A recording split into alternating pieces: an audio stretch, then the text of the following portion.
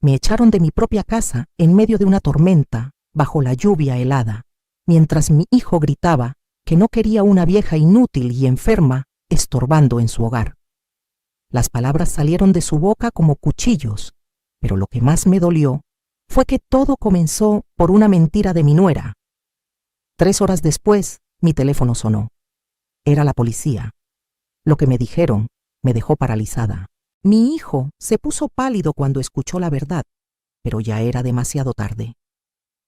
Lo que él no sabía es que esa casa donde me humilló, esa casa que él creía suya, tenía un secreto que estaba a punto de destruir todo lo que conocía.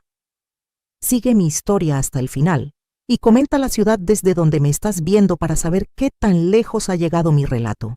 Aquella noche de octubre, mientras caminaba bajo la lluvia sin saber a dónde ir, sentí que mi corazón se partía en 1000 pedazos.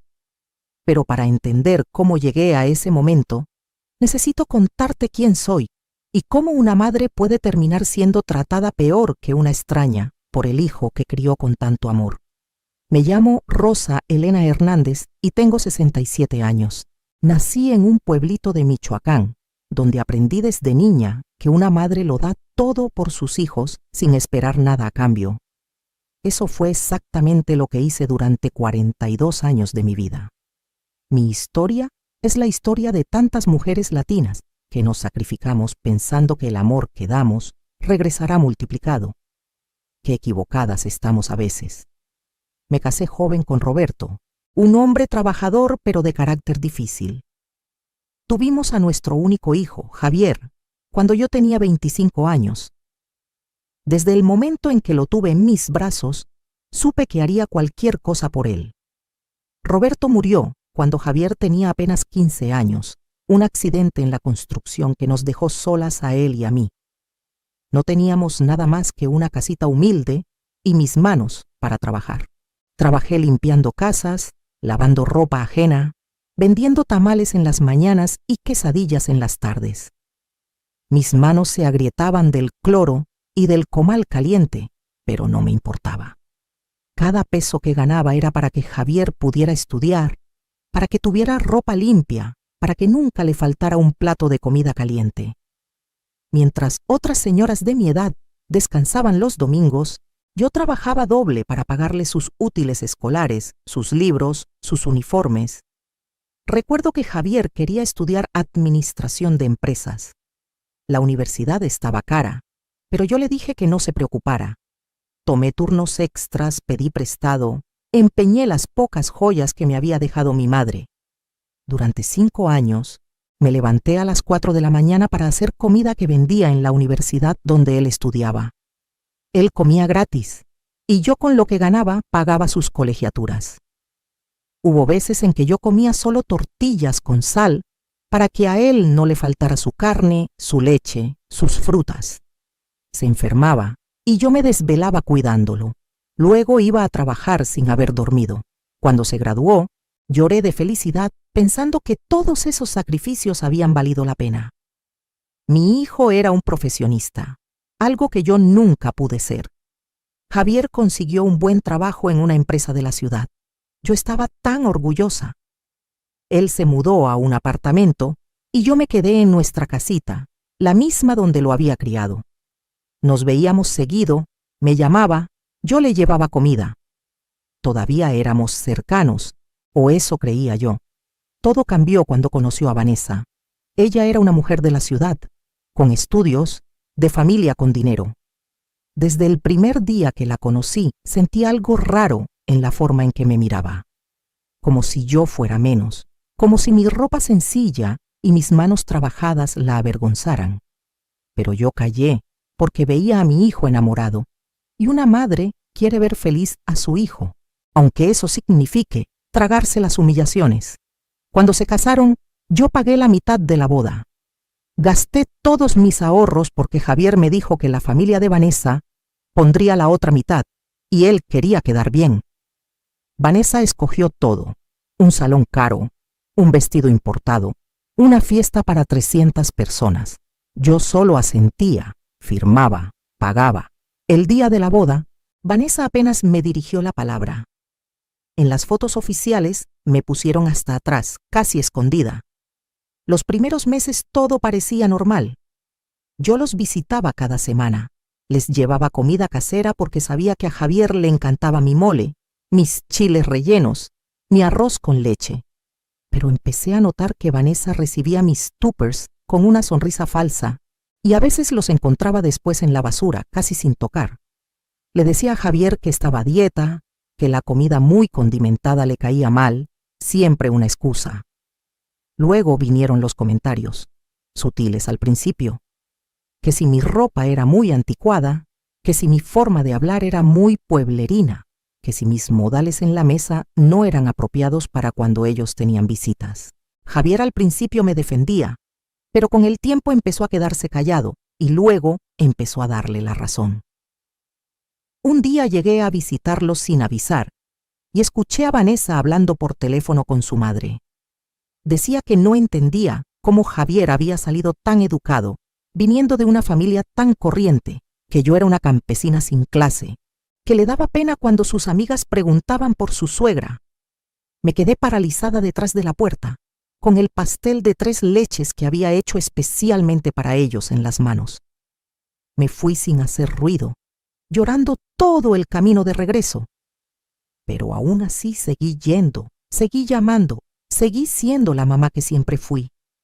Porque eso hacen las madres mexicanas, aguantamos todo por nuestros hijos.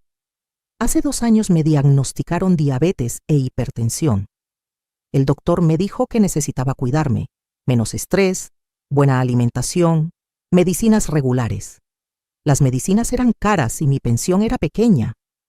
Le comenté a Javier y él me dio dinero un par de veces, pero luego dejó de hacerlo. Vanessa le decía que yo exageraba mis enfermedades para sacarles dinero, que seguramente usaba ese dinero para otras cosas. Empecé a tener problemas con la casita.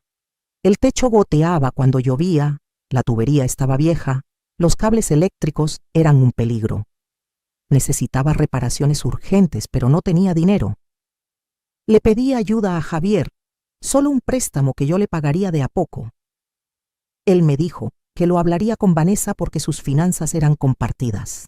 Vanessa dijo que no, que ellos estaban ahorrando para comprar una casa más grande, que no podían estar manteniendo a todo el mundo, que yo debía aprender a administrarme mejor.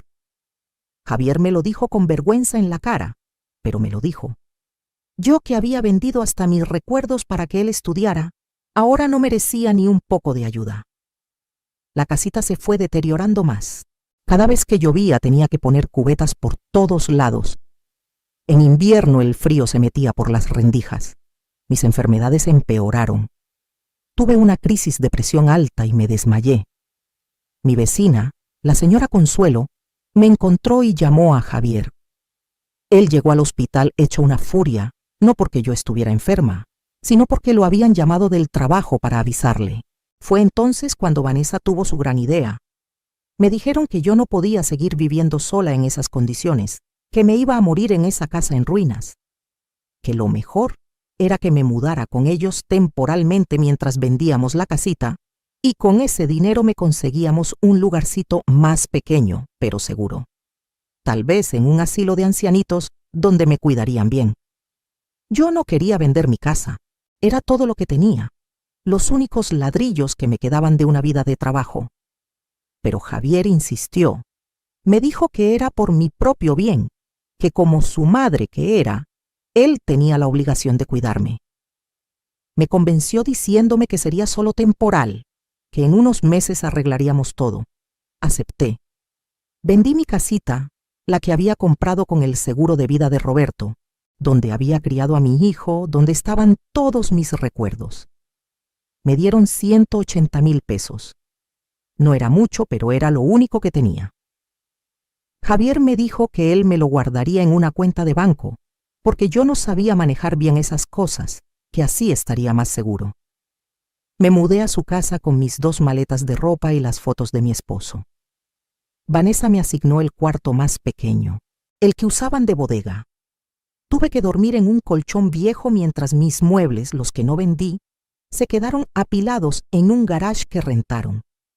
Me dijeron que era temporal, que pronto arreglaríamos todo.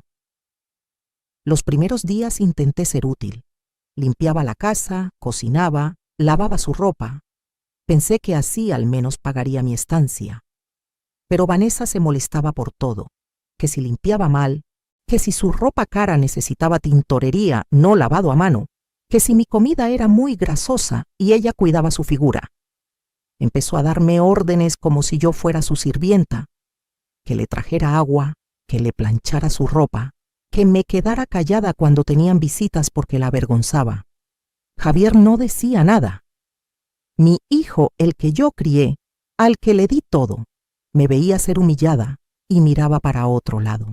Un día me atreví a preguntar por mi dinero, por cuándo buscaríamos ese lugar para mí. Vanessa explotó. Gritó que yo era una malagradecida, que ellos me habían abierto las puertas de su casa y yo solo pensaba en dinero, que ese dinero lo estaban guardando pero que también habían gastado mucho en tenerme ahí, en mi comida, en servicios. Javier apoyó cada palabra que ella dijo. Me quedé callada. Empecé a entender que me habían engañado, que nunca hubo plan de conseguirme otro lugar, que querían mi dinero y ya. Pero ¿qué podía hacer? Era una vieja de 67 años, enferma, sin casa, sin ahorros. Dependía completamente de ellos. Las cosas fueron empeorando. Vanessa dejó de disimular su desprecio. Me gritaba frente a sus amigas, me humillaba, me trataba peor que a un perro. Javier cada vez se parecía más a ella. Me hablaba con desprecio. Me decía que era una carga, que estaba harto de mantener a una vieja inútil. Yo lloraba en las noches, en silencio para que no me escucharan. Rezaba pidiendo fuerzas, pidiendo entender qué había hecho mal, dónde me había equivocado al criar a mi hijo para que me tratara así. Hace 2 meses, Vanessa quedó embarazada. Pensé que tal vez eso la suavizaría, que la maternidad le haría entender el amor de una madre. Pero fue peor. Empezó a decir que no quería que su bebé creciera viendo a una vieja amargada por la casa, que necesitaban el cuarto que yo usaba para el bebé, que yo generaba mal ambiente con mi cara de sufrimiento. Le pedí a Javier que por favor me ayudara a rentar aunque fuera un cuartito, que me devolviera algo de mi dinero para pagar los primeros meses. Él me dijo que ya no había dinero, que lo habían invertido y no podían sacarlo así nomás. Era mentira y yo lo sabía, pero ¿qué podía hacer? Entonces Vanessa empezó con su plan. Yo me di cuenta pero no podía creerlo. Empezó a inventar cosas, a decir que yo la había insultado cuando nadie más estaba presente, que le había dicho cosas horribles sobre su embarazo, que yo era una bruja envidiosa que no soportaba verlos felices. Javier le creía todo. Cada mentira que ella inventaba, él la tomaba como verdad. Cuando yo trataba de defenderme, él me gritaba que no lo hiciera quedar como tonto, que por qué su esposa iba a mentir, que el problema era yo, que siempre había sido conflictiva y celosa. La tensión en esa casa era insoportable. Yo caminaba en puntitas, tratando de ser invisible, de no dar motivos para más gritos. Dejé de comer en la mesa con ellos porque Vanessa decía que le quitaba el apetito verme. Comía sola en la cocina, las sobras que me dejaban. Mis medicinas se estaban acabando y no tenía dinero para comprar más. Le pedí a Javier y me dijo que dejara de inventar enfermedades, que lo único que quería era sacarles dinero. Yo que me había desmayado por la presión alta, ahora estaba inventando según él. La señora Consuelo, mi vecina de la antigua casa, me llamaba seguido para ver cómo estaba. Era la única persona que se preocupaba por mí. Le conté un poco de mi situación y ella se horrorizó. Me dijo que no me dejara, que hablara con un abogado. Pero yo, ¿qué iba a hacer? No tenía pruebas de nada, no tenía dinero, apenas podía mantenerme de pie. Entonces llegó aquella noche, la noche que cambió todo. Era un viernes y estaba lloviendo fuerte. Vanessa llegó del trabajo de mal humor. Yo estaba en la cocina preparando té para mi presión cuando ella entró como tromba. Me miró con esos ojos llenos de odio y me dijo que estaba harta de mí, que era una vieja asquerosa que apestaba la casa. Le respondí. Por primera vez en meses le respondí. Le dije que esa era mi casa tanto como la de ella, que yo había puesto dinero para estar ahí. Fue un error. Vanessa empezó a gritar como loca. Se agarró el estómago y empezó a decir que la había empujado, que había tratado de golpearla, que quería hacerle daño a su bebé. Yo no la había tocado, ni siquiera me había acercado a ella. Pero gritaba y gritaba, lloraba como actriz de telenovela.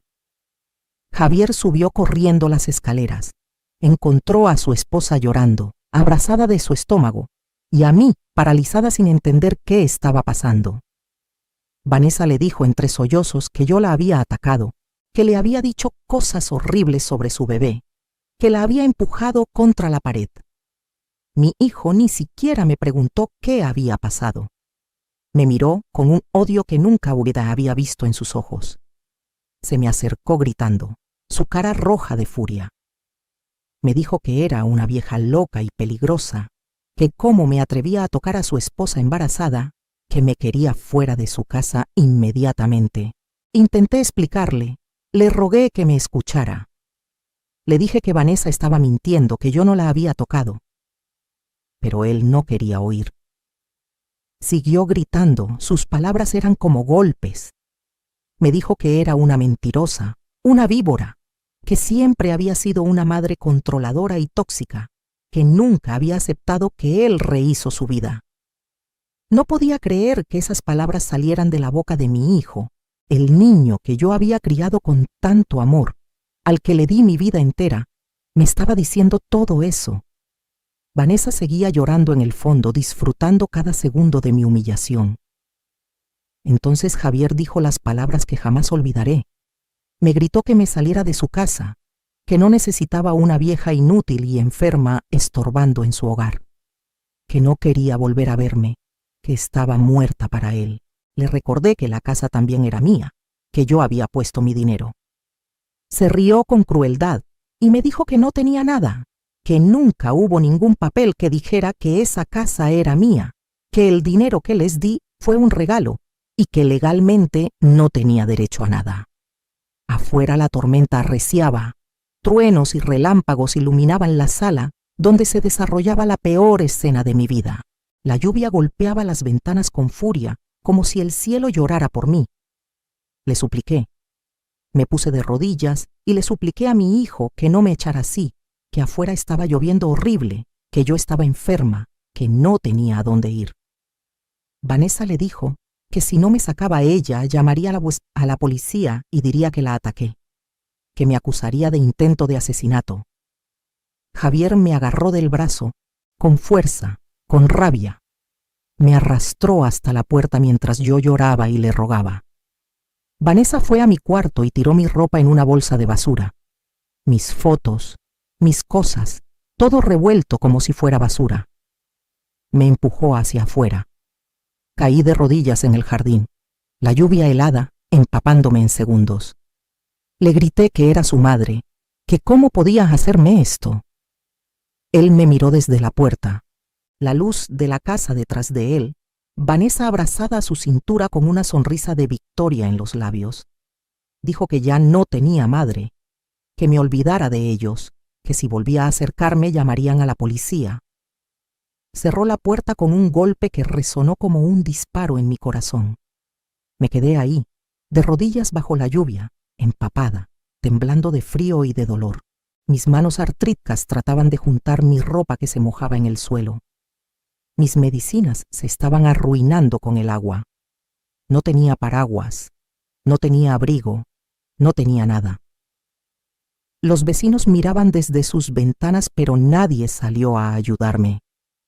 Supongo que pensaban que era un problema familiar, que mejor no meterse. Logré meter mi ropa en la bolsa como pude y empecé a caminar sin rumbo. No sabía a dónde ir. Eran las 9 de la noche de un viernes, lloviendo como si fuera el fin del mundo, y yo era una mujer de 67 años enferma y sola en la calle. Caminé varias cuadras hasta que encontré una parada de autobús con techo.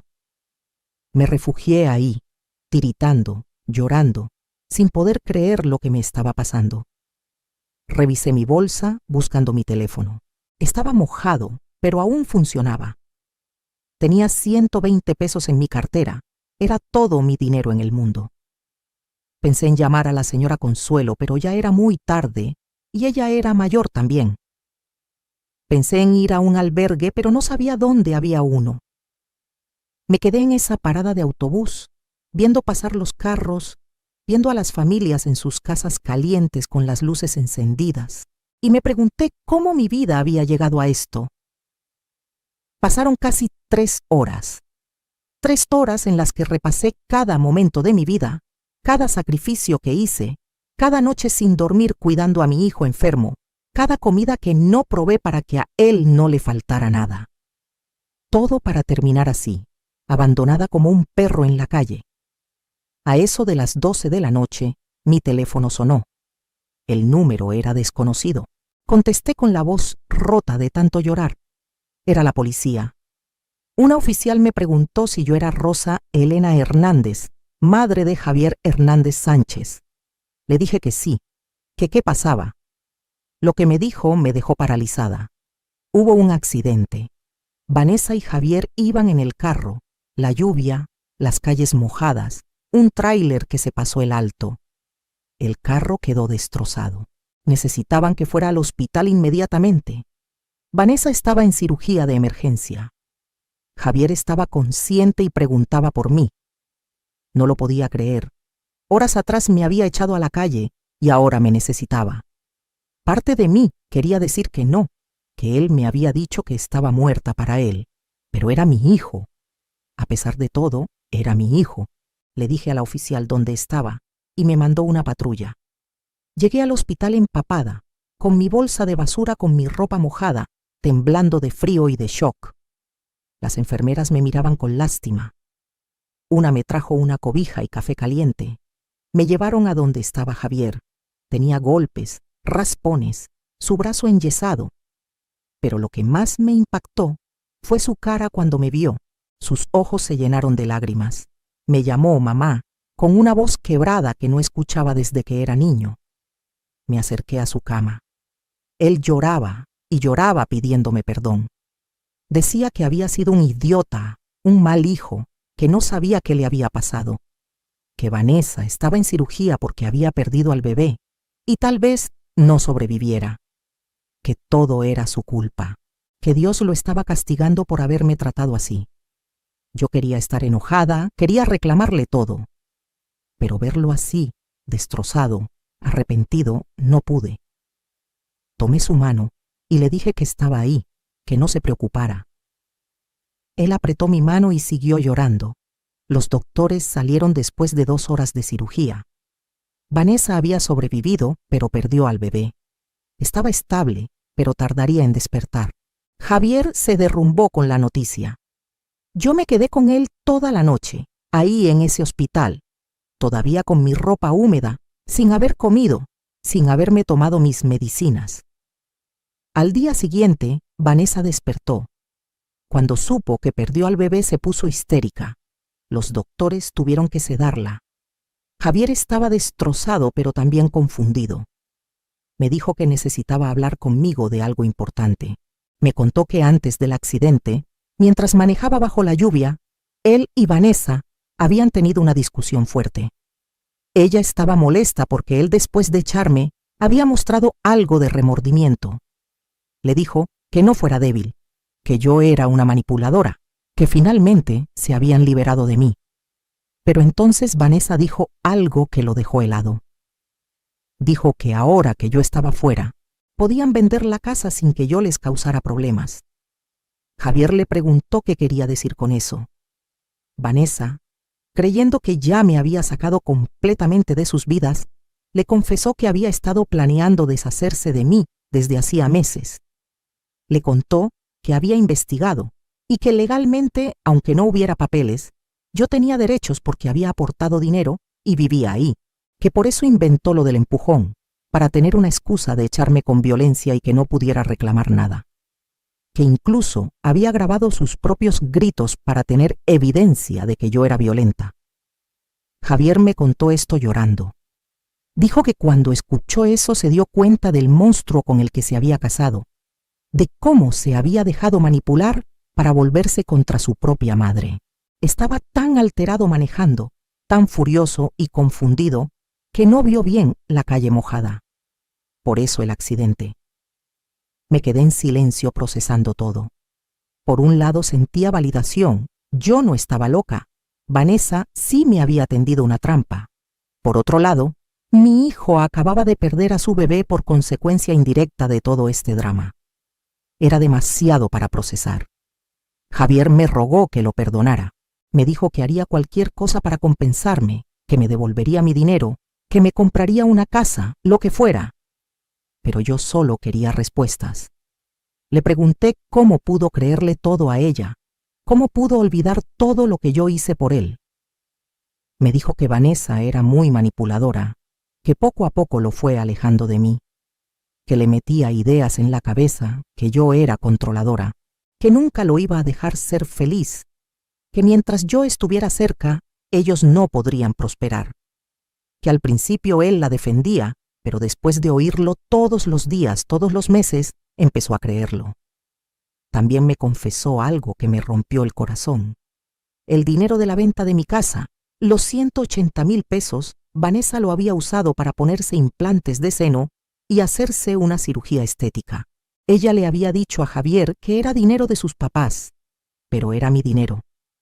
Todo mi patrimonio se lo había gastado en verse más bonita. Me levanté de la silla. No podía más. Le dije a Javier que necesitaba tiempo para pensar, que no podía estar ahí. Salí del hospital sintiendo que me faltaba el aire.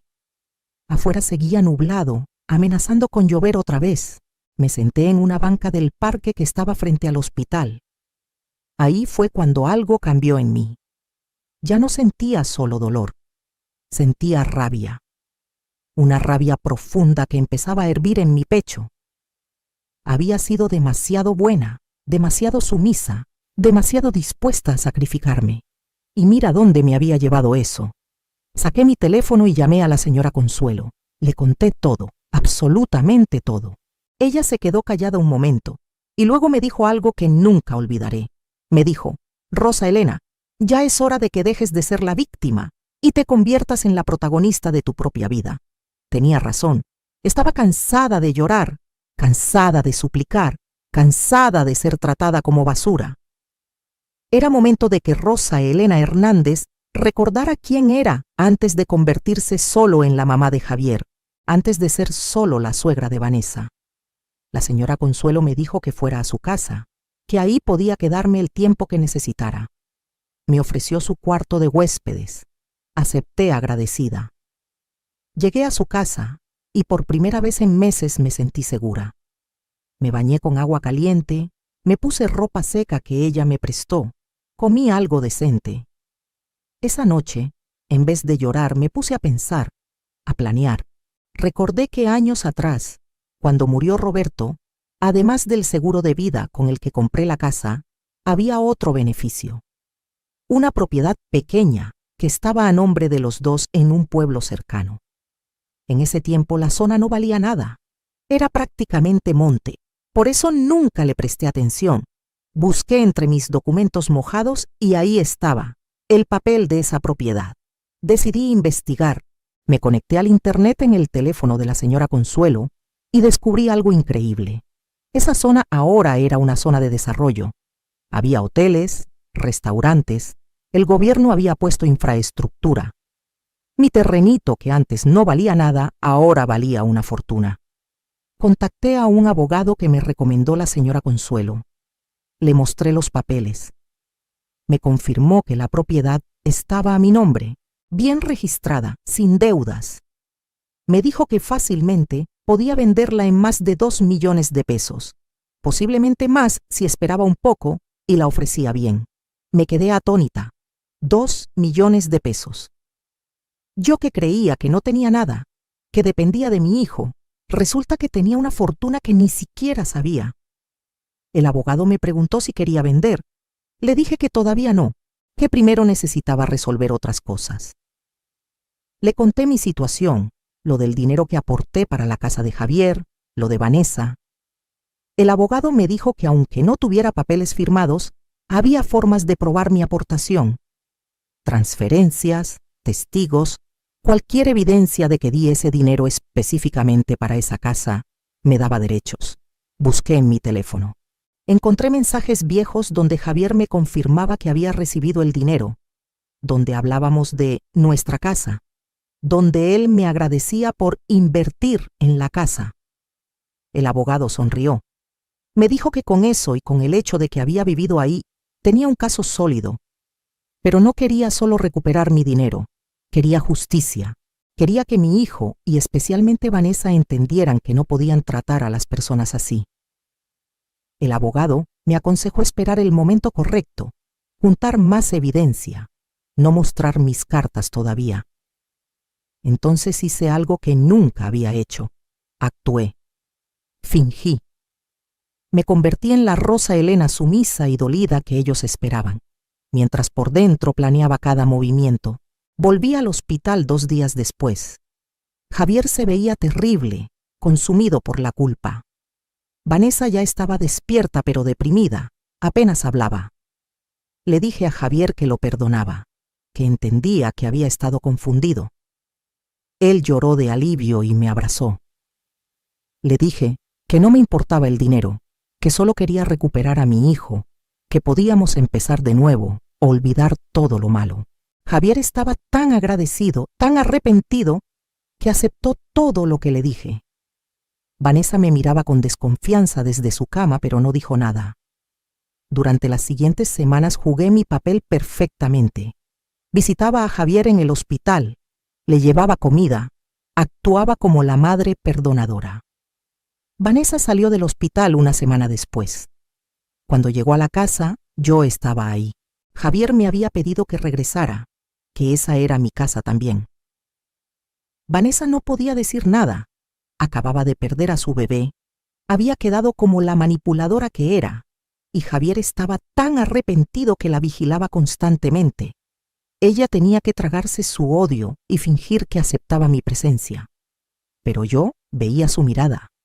Sabía que estaba esperando el momento de volver a atacar. Por eso yo tenía que moverme rápido. Empecé a grabar conversaciones, pequeñas cosas. Vanessa haciendo comentarios despectivos cuando Javier no estaba. Vanessa hablando por teléfono con su madre diciendo que apenas Javier se recuperara, encontraría la forma de sacarme otra vez. Su madre incluso le decía que tuviera cuidado, que yo podía tener derechos sobre la casa. Un día, mientras fingía dormir en el sofá, las escuché hablar. Vanessa le decía a su mamá que había averiguado que legalmente yo podía reclamar hasta la mitad del valor de la casa por haber aportado dinero, que necesitaban que yo firmara un papel renunciando a cualquier derecho, pero que tenían que hacerlo parecer voluntario. Su mamá le sugirió que me ofrecieran algo de dinero, 50,000 pesos tal vez, y que me hicieran firmar que con eso renunciaba a todo. Vanessa dijo que era una buena idea, que yo era tan tonta que seguro aceptaría feliz. Grabé toda esa conversación. Era oro puro. Mostraba su intención de defraudarme, su plan de manipularme. El abogado casi brincó de emoción cuando se la mostré. Me dijo que con eso podíamos no solo reclamar mi parte de la casa, sino también demandar por fraude y abuso de confianza. Pero yo quería más. Quería el momento perfecto. Quería que Vanessa cayera en su propia trampa. Una semana después, Vanessa vino a mí muy amable. Me dijo que quería compensarme por todo el malentendido, que había hablado con Javier y habían decidido darme 50,000 pesos como muestra de agradecimiento por todo lo que había hecho por Javier. Yo fingí sorpresa y agradecimiento. Ella sacó un papel. Dijo que era solo una formalidad, un recibo de que yo había recibido el dinero. Le eché un vistazo rápido. No era un simple recibo. Era un documento donde yo declaraba que renunciaba a cualquier derecho sobre la casa y que aceptaba esos 50,000 como pago total y final de cualquier deuda que tuvieran conmigo. La miré firmemente y le dije que necesitaba leerlo con calma, que mis ojos ya no eran buenos. Se puso nerviosa, pero accedió. Me dejó el papel y se fue. Inmediatamente se lo llevé al abogado. Él lo leyó y confirmó que era exactamente una trampa legal. Si firmaba eso, perdería todo derecho a reclamar cualquier cosa. El abogado me dijo que era momento de actuar. Ya teníamos suficiente evidencia. Procedimos a hacer la demanda formal. Reclamamos mi parte proporcional de la casa, basándonos en mi aportación económica documentada. También incluimos demanda por fraude y manipulación, adjuntando todas las grabaciones. Decidí que el mejor momento para que supieran de la demanda era en una reunión familiar que Vanessa estaba organizando. Era el cumpleaños de Javier y ella invitó a sus papás y hermanos, queriendo proyectar la imagen de familia perfecta después de la tragedia. Yo llegué a esa cena con una sonrisa. Llevé un pastel que había hecho, el favorito de Javier. Todos estaban ahí, la familia de Vanessa mirándome con ese aire de superioridad que tenían. Vanessa actuaba como la anfitriona perfecta. Javier todavía algo incómodo, pero tratando de mantener la paz. Durante la cena, la mamá de Vanessa hizo un comentario. Dijo que qué bueno que las cosas se habían arreglado, que las familias debían permanecer unidas. Vanessa agregó mirándome con falsa dulzura, que ella siempre había querido tenerme cerca, que los malentendidos ya estaban superados. Sonreí y asentí. Luego saqué mi teléfono. Dije que tenía algo que compartir con todos. Puse la grabación de Vanessa y su mamá, planeando hacerme firmar el documento fraudulento. El silencio que cayó en esa mesa fue sepulcral. La cara de Vanessa pasó de rosa a blanca a roja en segundos. Su mamá dejó caer el tenedor. Javier me miraba sin entender qué estaba pasando. Dejé que la grabación siguiera, donde ellas me llamaban tonta, donde se reían de lo fácil que sería engañarme. Cuando terminó la grabación, Vanessa intentó balbucear algo. Le dije que se callara, que ya había escuchado suficientes mentiras de su boca. Saqué un folder de mi bolso. Adentro estaban copias de la demanda legal que había presentado esa misma mañana. Le entregué una copia a Javier y otra a Vanessa. Expliqué con voz calmada que estaba demandando la parte que me correspondía de la casa, basándome en mi aportación económica, que también los estaba demandando por fraude e intento de despojarme de mis derechos. Javier leyó los documentos en shock. Vanessa empezó a gritar que yo era una víbora, que después de que ellos me habían perdonado y acogido otra vez, así les pagaba. Le respondí con calma que ellos no me habían perdonado nada, que yo era la que había sido víctima, la que fue echada a la calle bajo la lluvia. Su papá intervino, diciendo que esto era ridículo, que no tenía ningún derecho sobre esa casa. Saqué otra copia de documentos.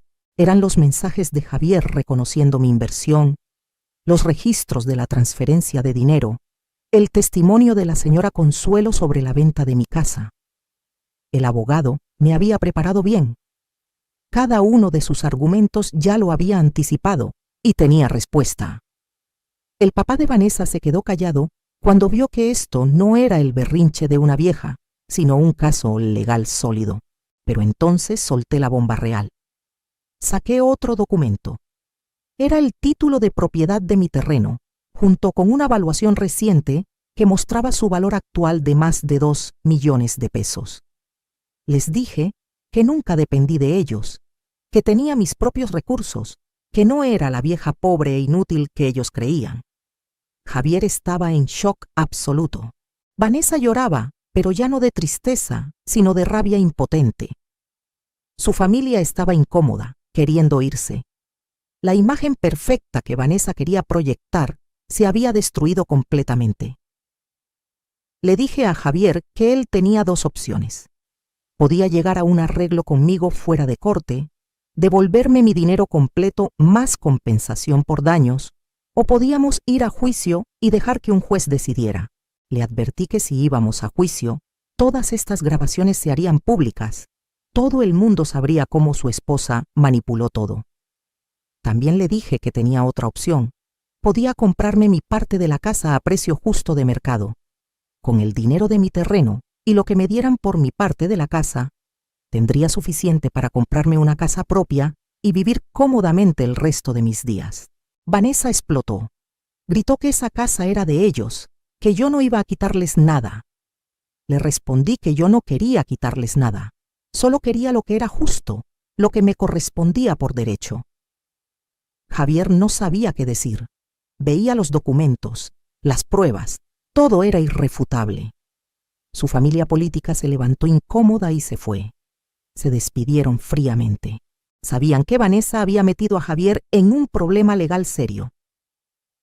Cuando se fueron, Javier me preguntó por qué había esperado tanto para decirle del terreno.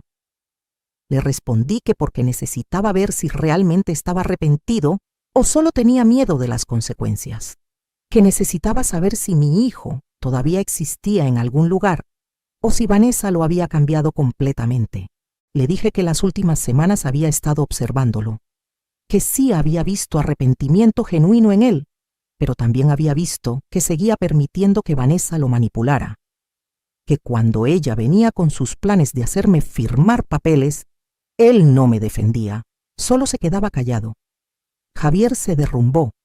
Admitió que tenía miedo de Vanessa, de sus reacciones, de perderla. Le dije que ahí estaba el problema, que había elegido el miedo sobre el amor a su madre, que había elegido la comodidad de no confrontar a su esposa sobre hacer lo correcto. Vanessa intentó interrumpir, pero la callé. Le dije que ella había jugado sus cartas y había perdido, que pensó que yo era una vieja tonta sin recursos ni opciones, pero se había equivocado, que cada humillación que me hizo, cada mentira que inventó, había sido grabada o documentada. Le mostré mi teléfono. Tenía decenas de grabaciones de sus comentarios crueles, de sus planes con su madre, de sus manipulaciones. Le dije que podía hacer todo eso público si quería, que podía enviárselo a su trabajo, a sus amigas, a su familia, que podía arruinar su reputación tan fácilmente como ella había tratado de arruinar mi vida. Se quedó pálida. Me suplicó que no lo hiciera. Le dije que no lo haría si ella aceptaba mis términos. Primero, admitir frente a Javier cada una de sus mentiras. Segundo, nunca volver a interponerse entre mi hijo y yo. Tercero, aceptar el acuerdo económico sin pelear. Javier la miraba esperando su respuesta. Vanessa, derrotada, empezó a confesar. Admitió que había mentido sobre el empujón, que lo planeó para echarme de la casa. Admitió que se gastó mi dinero en cirugías. Admitió que había manipulado a Javier sistemáticamente para alejarlo de mí. Con cada confesión, veía a Javier romperse más. No de tristeza, sino de rabia. Veía cómo se daba cuenta del monstruo con el que se había casado. Cuando Vanessa terminó de confesar, Javier se levantó y se fue a su cuarto sin decir palabra. Me quedé sola con Vanessa. Le dije que había tenido todo para ser feliz. Un buen esposo, una casa, un bebé en camino. Pero su avaricia, su crueldad, su necesidad de humillar a otros, la había dejado sin nada. Que yo podía perdonar muchas cosas, pero nunca perdonaría cómo me echó a la calle sabiendo que estaba enferma y no tenía a dónde ir. Los siguientes días fueron tensos. Javier apenas le hablaba a Vanessa. Dormían en cuartos separados.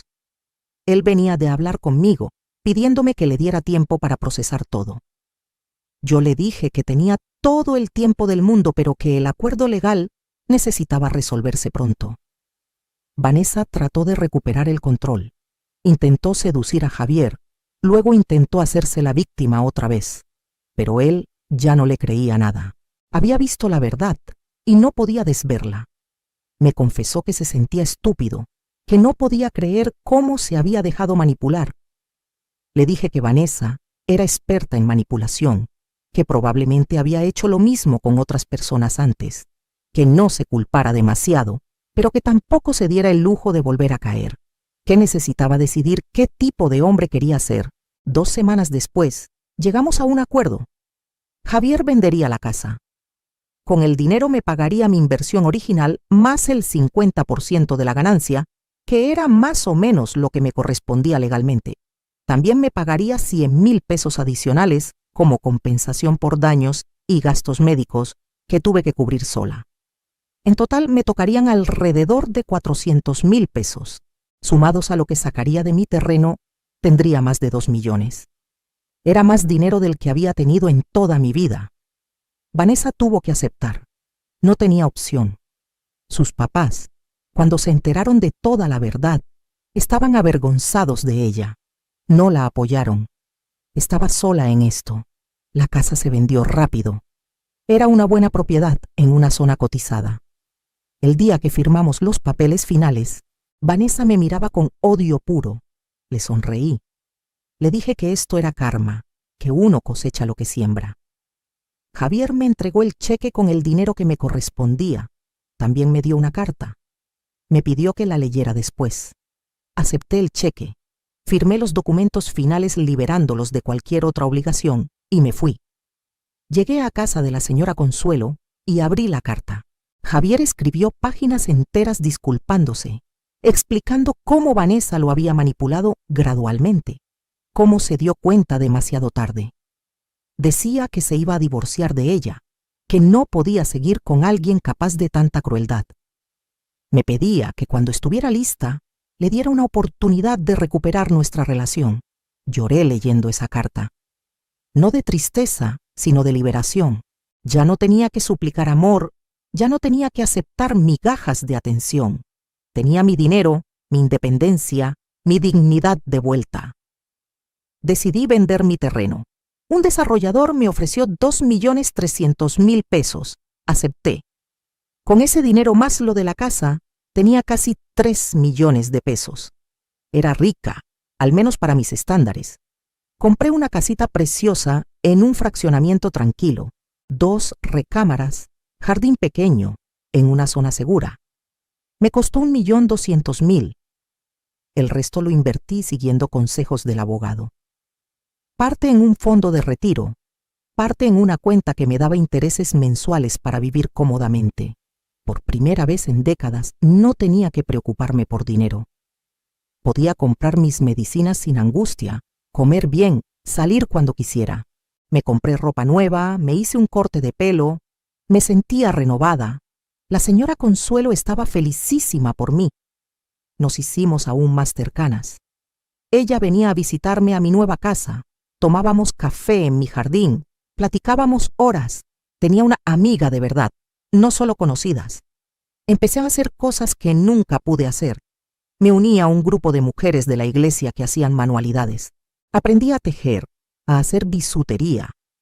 Vendía algunas piezas en un mercadito local, no por necesidad, sino porque me gustaba. Conocí a otras señoras con historias similares a la mía. Formamos un grupo de apoyo informal. Javier me llamaba seguido. Al principio no le contestaba. Necesitaba tiempo, pero después de 2 meses acepté verlo. Nos encontramos en un café neutral. Se veía diferente, más delgado, con ojeras.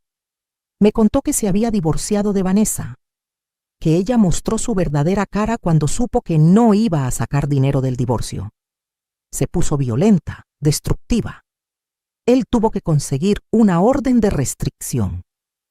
Me dio algo de satisfacción saber que Vanessa estaba sufriendo las consecuencias de sus acciones, pero no era venganza lo que sentía, era justicia. Había una diferencia. Javier me preguntó si podíamos intentar reconstruir nuestra relación. Le dije que sí, pero sería diferente. Que yo ya no era la mamá que todo lo aguantaba, que todo lo perdonaba sin consecuencias, que si quería ser mi hijo otra vez, tendría que demostrarlo con acciones, no solo con palabras. Empezamos despacio, una llamada por semana, luego un café cada 15 días. Gradualmente, reconstruimos algo. No era lo mismo de antes, pero era algo nuevo, más honesto, más balanceado. Javier empezó terapia para entender cómo había permitido que lo manipularan así. Me contaba de sus sesiones, de lo que estaba aprendiendo sobre relaciones tóxicas, sobre límites saludables. Me daba gusto verlo crecer, verlo convertirse en un mejor hombre. Un día me confesó algo. Me dijo que Vanessa le había hecho lo mismo a su familia, que se había alejado de sus papás porque ella decía que eran tóxicos, que cortó relación con sus amigos de toda la vida porque, según ella, eran mala influencia, que lo había aislado completamente para tener control total sobre él. Me dio tristeza saber eso, pero también me hizo entender que Javier realmente había sido víctima también. No excusaba lo que me hizo, pero lo explicaba. Aún así, él era adulto y había tomado decisiones. Tendría que vivir con esas consecuencias. 6 meses después de todo el drama, estaba en mi jardín regando mis plantas cuando sonó el timbre. Era una mujer joven, tal vez de 30 años. Me preguntó si yo era Rosa Elena Hernández. Le dije que sí. Se presentó como la prima de Vanessa. Me contó que Vanessa estaba en una situación muy mala, que después del divorcio perdió su trabajo porque sus jefes se enteraron de sus problemas legales, que sus papás estaban tan avergonzados que le habían cortado el apoyo económico, que estaba viviendo con una amiga pero la iban a correr. La prima me pidió, con lágrimas en los ojos, que la ayudara, que le diera dinero a Vanessa, que hablara con Javier para que le diera otra oportunidad. Me quedé mirándola en silencio. Le dije que no, que Vanessa había tenido todas las oportunidades del mundo. Había tenido un buen esposo, una casa, seguridad económica. Lo perdió todo por su propia avaricia y crueldad. Que yo había pasado por situaciones peores gracias a ella y había salido adelante. Que Vanessa tendría que aprender a hacer lo mismo. La prima se fue molesta, diciendo que yo era cruel. No me importó su opinión. Cerré la puerta y volví a mi jardín. Mis plantas necesitaban atención. Mi tranquilidad no se iba a perturbar. Pasó un año completo desde aquella noche de lluvia cuando me echaron. Mi vida era completamente diferente. Tenía mi casa, mi independencia, mis amigas, mis actividades. Me sentía más viva a los 68 que lo que me había sentido en décadas. Javier y yo teníamos una relación cordial. Él había conocido a alguien nuevo, una mujer divorciada con 2 hijos. Me la presentó y fue agradable. Se notaba que había aprendido de sus errores. Esta mujer era amable, trabajadora, independiente, no manipuladora como Vanessa. Un día Javier me invitó a cenar a su departamento. Cocinó él mismo, algo que nunca había hecho cuando estaba con Vanessa. Durante la cena me pidió perdón otra vez, formalmente. Me dijo que había pasado el año trabajando en sí mismo y que finalmente entendía la magnitud de lo que me había hecho. Le dije que lo perdonaba, de verdad, que guardar rencor solo me haría daño a mí misma, pero que perdonar no significaba olvidar ni volver a ser la misma de antes, que nuestra relación era diferente ahora y tenía que aceptarlo. Lloró, me abrazó. Me agradeció por no rendirme con él a pesar de todo. Le dije que era su mamá y que siempre lo sería, pero que ya no era la mamá que se dejaba pisar. Era una mamá que se respetaba a sí misma y exigía respeto de regreso. Ahora, 2 años después de todo, mi vida es hermosa. Me levanto cuando quiero, desayuno tranquila en mi jardín, voy a mis clases de tejido, almuerzo con mis amigas. Algunas tardes voy al cine sola, algo que nunca me hubiera atrevido a hacer antes. Leo libros, veo mis programas favoritos, duermo bien. Javier me visita seguido. Su nueva pareja y yo nos llevamos bien. Sus hijos me dicen abuela y yo los consiento. Es una familia reconstruida pero funcional, con límites sanos y respeto mutuo. Mi salud mejoró. Al no tener el estrés constante de vivir con Vanessa, al comer bien, al tomar mis medicinas regularmente, mi presión se controló y mi diabetes está manejable. El doctor está sorprendido de mi mejoría. Económicamente estoy segura. Los intereses de mis inversiones me dan suficiente para vivir cómodamente. Incluso puedo darme gustos, viajecitos cortos, regalos para mis amigas, donativos a la iglesia. Hace poco, la señora Consuelo me mostró un artículo en el periódico local. Vanessa había sido arrestada por fraude. Aparentemente había intentado hacer lo mismo que me hizo a mí con otra familia, pero esta vez la cacharon. Enfrentaba cargos criminales. No sentí alegría al leer eso, pero tampoco tristeza. Solo pensé que finalmente la justicia la había alcanzado completamente, que uno no puede ir por la vida lastimando gente sin que eventualmente haya consecuencias. A veces, cuando estoy en mi jardín en las tardes, recuerdo aquella noche bajo la lluvia. Recuerdo el dolor, la humillación, la desesperanza que sentí. Pero también recuerdo que esa noche fue el inicio de mi transformación, que toqué fondo y desde ahí construí algo mejor. Les cuento esta historia no para que sientan lástima por mí.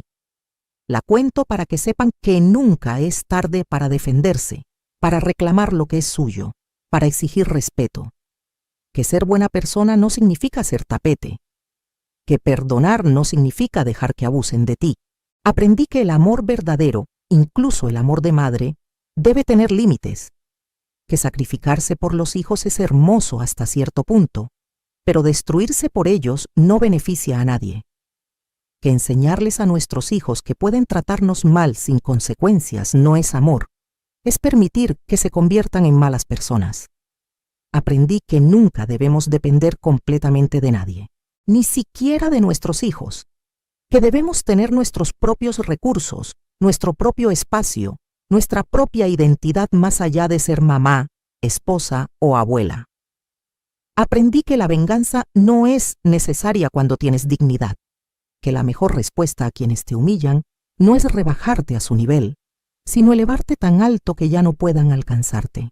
Hoy tengo 69 años y puedo decir honestamente que soy feliz. No tengo la vida perfecta, pero es mi vida, construida por mí, para mí. Tengo personas que me quieren genuinamente, no por obligación o por lo que pueden sacar de mí. Tengo paz. Y después de todo lo que pasé, la paz no tiene precio. Si estás pasando por algo similar, si alguien que amas te está tratando mal, si estás aguantando abusos pensando que es tu deber, por favor escúchame. No es tu deber destruirte por nadie. Tienes derecho a defenderte, a poner límites, a alejarte si es necesario. Tal vez pienses que no tienes opciones, que no tienes recursos, que estás muy vieja o muy enferma para cambiar tu situación. Yo pensaba lo mismo, pero resulta que era más fuerte de lo que creía, más capaz de lo que imaginaba. Y tú también lo eres. A veces la vida nos pone en situaciones horribles para enseñarnos quiénes somos realmente. Aquella noche bajo la lluvia, descubrí que Rosa Elena Hernández no era solo una mamá abnegada. Era una mujer fuerte que merecía respeto y dignidad. No necesitas que nadie te salve. Puedes salvarte tú misma. No necesitas permiso para defender lo que es tuyo. No necesitas justificar tu derecho a ser tratada con respeto. Y cuando finalmente te liberes de las cadenas que tú misma te pusiste, cuando dejes de permitir el abuso disfrazado de amor, descubrirás una versión de ti que nunca habías conocido. Una versión más fuerte, más sabia, más completa. Mi mensaje para las mujeres que me escuchan es este: nunca es tarde para empezar de nuevo. Nunca eres muy vieja para defenderte. Nunca mereces ser tratada como basura, no importa quién sea la persona que lo haga. Tu valor no depende de cuánto te sacrifiques. Tu amor no tiene que ser demostrado mediante tu sufrimiento. Puedes ser una buena madre, una buena persona, y aún así tener límites firmes. Y para aquellos que tienen a sus madres, a sus abuelas, a esas mujeres que lo dieron todo por ustedes, por favor trátenlas con respeto. No abusen de su amor. No den por sentado sus sacrificios, porque un día pueden despertar y darse cuenta de que la perdieron, no porque se murió, sino porque finalmente tuvo el valor de alejarse. Javier casi pierde a su madre para siempre por escuchar a la persona equivocada. Tuvo suerte de que yo le di otra oportunidad, pero muchas madres no lo hacen y tienen todo el derecho de no hacerlo. El respeto es la base de cualquier relación, incluso las familiares. El amor sin respeto es abuso, y ninguna madre merece ser abusada por los hijos que crió con tanto cariño. Hoy agradezco todo lo que pasé porque me llevó a donde estoy. Agradezco incluso a Vanessa, porque sin su crueldad tal vez nunca hubiera encontrado mi fuerza. Agradezco aquella noche de lluvia porque fue mi renacimiento. Estoy en mi jardín tomando té de hierbas que yo misma planté. El sol está bajando, pintando el cielo de naranja y rosa. Mis plantas están floreciendo. Mi casa está en orden. Mi corazón está en paz. Esta es mi historia. De humillación a empoderamiento, de dependencia a independencia, de víctima a sobreviviente a triunfadora. Y si yo pude, tú también puedes. ¿Qué harías tú en mi lugar? ¿Habrías perdonado a tu hijo? ¿Habrías ayudado a Vanessa cuando cayó?